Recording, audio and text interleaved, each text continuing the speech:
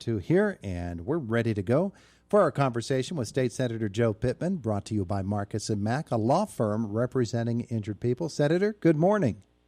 Todd, good morning. It's good to have you with us here today. I wanted to ask you about this. Over the weekend, one of your Senate colleagues tweeted a really interesting graphic about the constitutional amendment that would limit the powers of the governor in a declaration of emergency.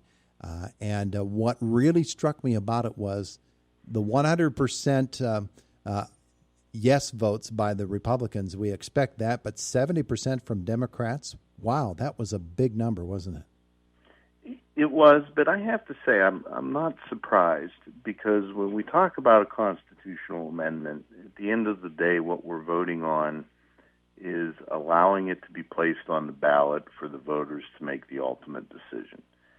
Constitutional amendments usually take at least a couple years to get through the process, and I do believe, regardless of party affiliation and regardless of this specific crisis and the way our current governor has handled it, that there is a very strong feeling in the legislature that we are not being treated as a co-equal branch of government. And by limiting his unilateral executive power of the future governor, regardless of party, that will give us much more say if, God forbid, anything like this happens in the future. Yeah, I think that broader sense is really what brings it home, is the fact that we're not specific. This governor's actions might be the impetus behind the movement, but then there probably is within all of this the recognition that it should not have been this way all along, that governors should not have that ability to basically seize power away from the legislature. And this is a preventive measure for the future. I made that argument on the floor a few weeks ago, Todd, that this has been occurring, in my opinion, in Harrisburg for many years, where governors, regardless of party affiliation, have clawed away at our status as a co-equal branch of government. And I do believe that that is fundamental to our republic and to our ability to function as a commonwealth. And so I find that to be a very important step for us. I would tie that into the governor's proposed electricity tax that he has going on. That has become a fundamental debate also about our need to consent to any such plan. And his position remains that he, and he alone, can go down that path, which, regardless of the issues related to, environmental concerns, I look at it as a fundamental decision that if we're going to go down that path, the General Assembly needs to provide its consent.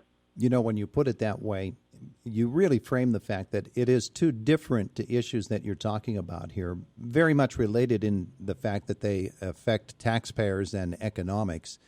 But an emergency declaration is just that. It's something for, in the case of an emergency, the RGGI regulations, that's a setting of policy that ties the hands of future governors and legislatures. Oh, it does. It does. And that's the problem with rules and regulations. It's almost impossible to unwind them. Now, the governor late last night did extend his executive order by essentially 2 months. So he's delaying his plan by a short period of time, which I'm encouraged by, because he claims it's to have more conversations with the impacted communities and the stakeholders. And that is what I've been asking for since last October. And I know Representative Struzzi and I have been moving legislation. I know the House has advanced his bill. We're having a hearing in the Senate this morning on the issue. And I hope that they finally come around to understand that we have to have a real dialogue about what the impacts are in the communities we represent. Interesting as well that the courts have taken they say they will take up the challenge of deciding who's right about the end of the disaster declaration. The Senate, or the General Assembly as a whole, says that it should be over now because we've decided so. The governor says, no, that's not the case. And so the court's going to have to break that tie. But I thought what was really fascinating about that whole thing was even if it should go against the governor in that case, and experts say it probably won't, but even if it should, he then claims that it still doesn't affect the disaster declaration because it's made by one of his bureaucrats in the health department and not by him specifically. That's just outrageous.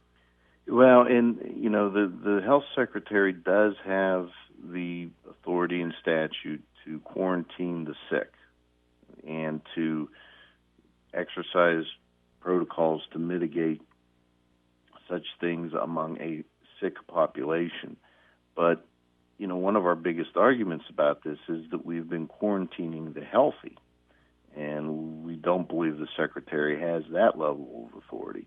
And so it may well end up being the next battle. But I have to say, I think the functional shift is real at this point. If you followed what happened with the Carlisle car show and the Secretary of Health's attempt to shut that event down, and the courts gave every indication that they were not going to agree with implementing the Secretary's order, and as a result, they withdrew the suit.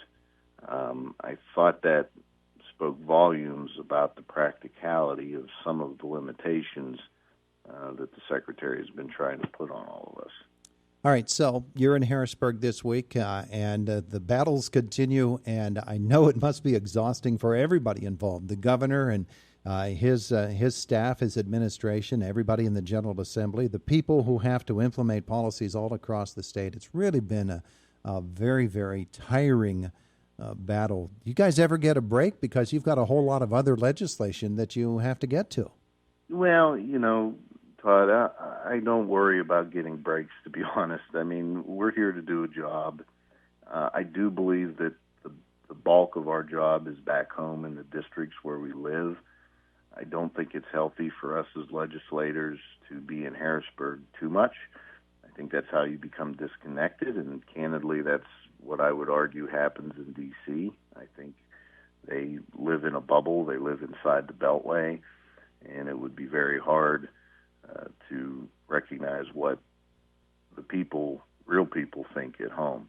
But these tumultuous times, I mean, we have millions of people unemployed, trying to get through unemployment compensation, business owners not sure what to do, people scared for their health and safety, and then, of course, we see all of the tension nationally. Sometimes I feel like I'm in the twilight zone right now, Todd, but I think we probably all do. You might feel like you're in Groundhog Day because it just keeps repeating over and over and over again. So what through the rest of this week is on your agenda? What are some of the things we're going to be hearing about? Well, aside from the hearing on the electricity tax, we'll be hopefully advancing some legislation to provide for fundamental reform of the state system. As you know, the state system has many, many great challenges. And while IUP is in a fairly stable position, particularly compared to most of its peers, many of the universities are very much struggling. And so we're advancing a bill that would allow the system greater latitude to govern the universities.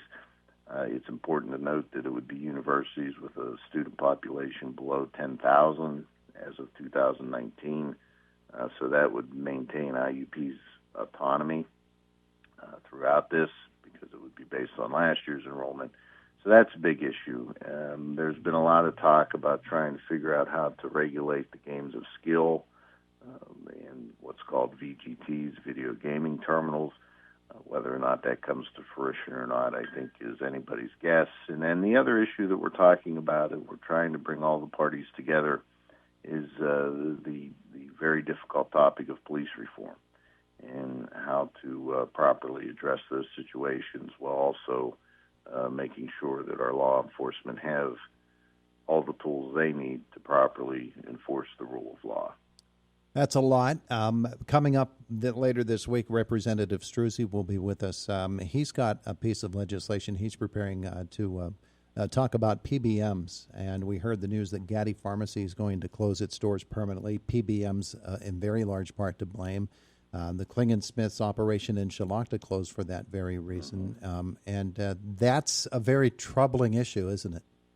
It is a very troubling issue, particularly whenever it relates to rural health care. And that is one of the issues that Senator White was very concerned about during his time in office. And we worked on that issue in ways such as trying to limit mail order prescriptions. But these PBMs, they've become the classic middle person in this supply chain. It's a supply chain that is as convoluted as any of them. And it's been disappointing that we haven't had more reforms, because I even look at the national level. It's a type of issue that you actually had President Trump and Bernie Sanders singing from the same hymn book. And I had hope that with that kind of political spectrum being behind the need for reform in that front, that we'd see something meaningful at the national level, but unfortunately that hasn't come to be yet. Yeah, the end result of it all is that the large chains are able to squash the little local companies that have been in business for many, many years, and that really, really is harmful. Yeah, Stephanie and her family have been great to our family personally. With 4 kids, we have a lot of prescriptions that get filled, and it was a shock to see that news report this morning, and I feel terrible about that closure.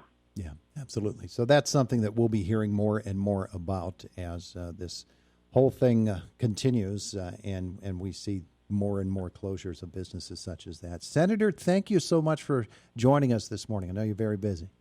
Todd, my pleasure anytime. Appreciate it. Have a great day. Yep, you too. We'll see you. Bye now.